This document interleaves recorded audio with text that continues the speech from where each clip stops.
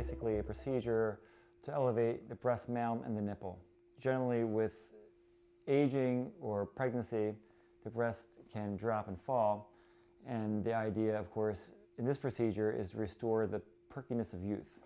A lot of women who want a breast augmentation because of deflation with age or pregnancy actually would need a lift first, meaning that we have to put the implant behind the nipple, and if the nipple is in the wrong location, that is below the fold, then you'll have what's called a double bubble, where you have an implant and then a breast.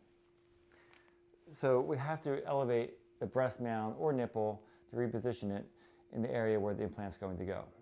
For a breast lift, there are different ways we can elevate the mound of the breast and the nipple.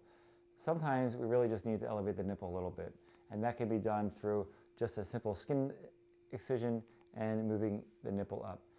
In more extreme cases where there's actually descent of the breast mound, we have to remove skin to elevate the nipple and breast mound. And depending on the amount of droopiness really determines how many incisions we need to do this. And as a rule, the more descent, the more incisions. The three major incisions are, one is around the areola, where we can actually excise skin circumferentially around the areola and bring it in. A lollipop or vertical mastopexy, and that's when the incision is around the areola and vertically down the breast. This is done with moderate breast ptosis or droopiness.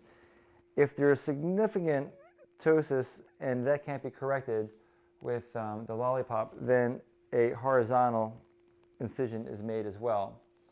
And that's called an inverted T or anchor incision.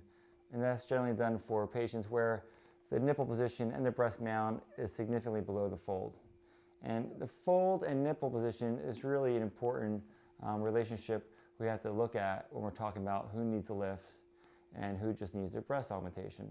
Because some women who have a deflated breast that has a little bit of sagginess in the bottom pole of the breast can benefit simply from reinflation of that volume with an implant without doing all these incisions we talked about. The downside to a breast lift, at least through the approaches that leave the incisions that are visible in the vertical and horizontal components, is that there are scars. And we're trading again, we're trading a better shape at the expense of scars. Most patients who want a breast lift and have significant droopiness that makes them feel uncomfortable or not attractive will gladly trade the scars for the shape, and almost always find the results very pleasing and improves their self-esteem because of course they feel more comfortable with their breast shape.